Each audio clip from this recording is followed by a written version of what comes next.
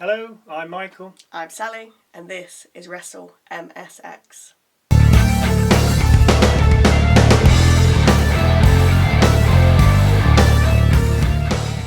Nick Aldis welcomed us to the show in Pennsylvania before inviting Cody Rhodes down to the ring.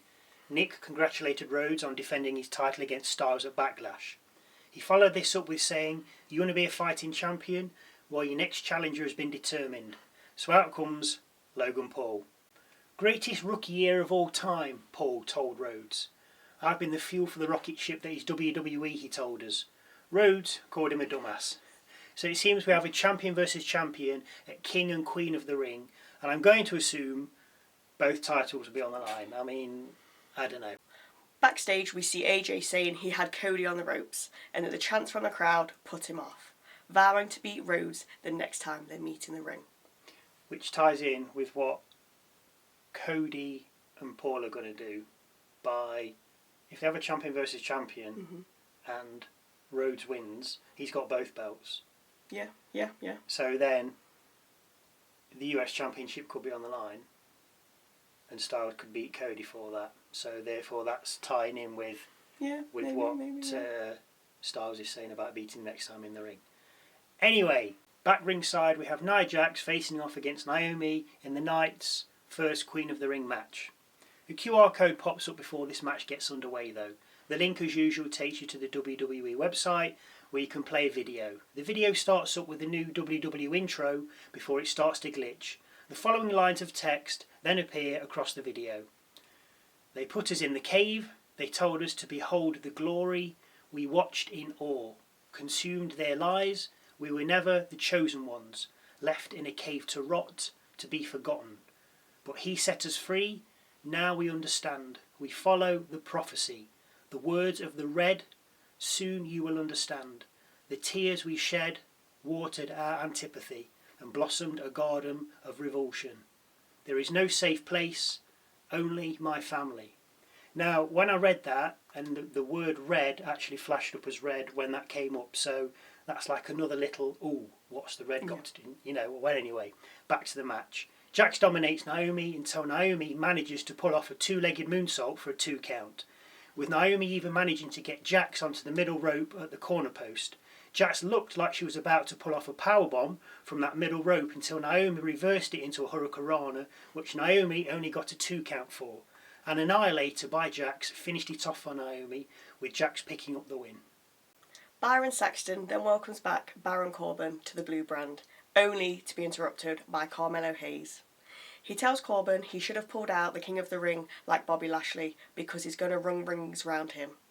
Bobby Lashley was due to face Tonga in the first round of the King of the Ring match, but an injury meant he had to withdraw, with Angelo Dawkins replacing him to fight Tama later. We see a Death Valley driver from Corbin on Hayes, but only for a 2 count, and great offense by both men, until an inside cradle gets the pin for Hayes, who advances to the next round. Kyla Braxton then asked Becky Lynch who'd be a favourite to win Queen of the Ring before being interrupted by Chelsea Green. Green then points to Piper Niven, who's standing next to her. Back with Byron Saxton, who's with Randy Orton. Orton says it will be phenomenal to hit AJ with an RKO out of nowhere in their first round match for the King of the Ring. He then goes on to say he's going to make sure that Tonga sees an RKO coming, as those two men could possibly meet in the semi-finals.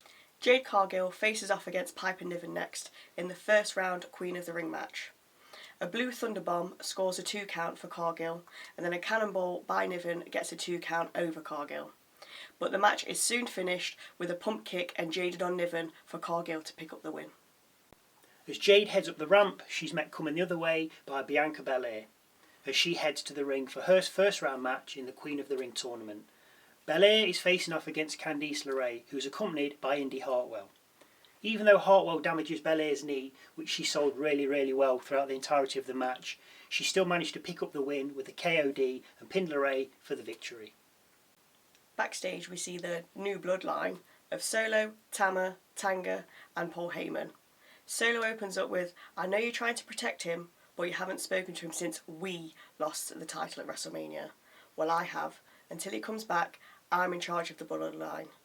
I call the shots, and you'll be my wise man, all by order of the tribal chief."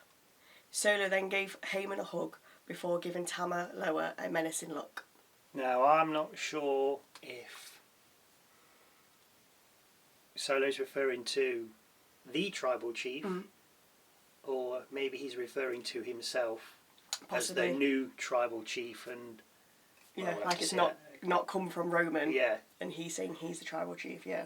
because he didn't say that Roman's told Yeah. me this, he's just said, so we'll have to wait and see. Anyway, next up, Tama Tonga against Angelo Dawkins, who's replaced Bobby Lashley in this first round match for King of the Ring. The Bloodline come out with Tama, Montez Ford with Dawkins. Tama started like an animal on Dawkins until Dawkins managed to turn the fight. As he was turning it, Solo Sikoa got onto the apron to distract him, but Dawkins slapped Solo, who ended up tumbling to the outside. As Tangaloa helped him up, Montez Ford pulled off a senton, knocking Solo and Tanga down again. Back in the ring, Dawkins hit Tama with a sky high, but only got a 2 count. Back outside the ring, Tangaloa held up Montez Ford while Solo hit him with a Samoan spike. This distracted Dawkins enough for Tama to hit a flatliner on him and cover him for the win. Tama wins and progresses to the next round. Dawkins then gets spiked for good measure by Solo before the Bloodline acknowledge, including a hesitant Paul Heyman. Now, Tama's finisher on Dawkins wasn't called a flatliner, so maybe they'll give it a name later down the line that's a little bit more personal to him. But for the moment, there was just no finisher called on it. Yeah. Final bout of the night, Randy Orton versus AJ Styles in a first round King of the Ring match. This is a worthy final in anyone's book. A double back body drop by Orton on AJ onto the announcer's table gives Orton an early advantage, which got the crowd buzzing with excitement. But for the rest of the match, everything was scouted and reversed. A calf crusher by Styles is rolled through by Orton. AJ's thrown to the ropes, he holds on. Vintage Orton's about to be hit, AJ steps through the ropes, but eventually we do see a second rope DDT, or rather, Vintage Orton. Orton then breaks a pin attempt by Styles by grabbing the bottom rope after AJ hit him with a phenomenal forearm and covered him. As AJ then sets Orton up for a Styles clash, he manages to break free, and then out of nowhere, well, it was standing right in front of him to be fair, hits Styles with an RKO and gets the win. Orton advanced into the next round of King of the Ring to face against Carmelo Hayes. Breaking news, at a house show there were 2 more matches on the Smackdown side for King and Queen of the Ring tournament. LA Knight defeated Escobar. And Tiffany Stratton defeated Michin. Again, thank you for watching. And we'll see you next time.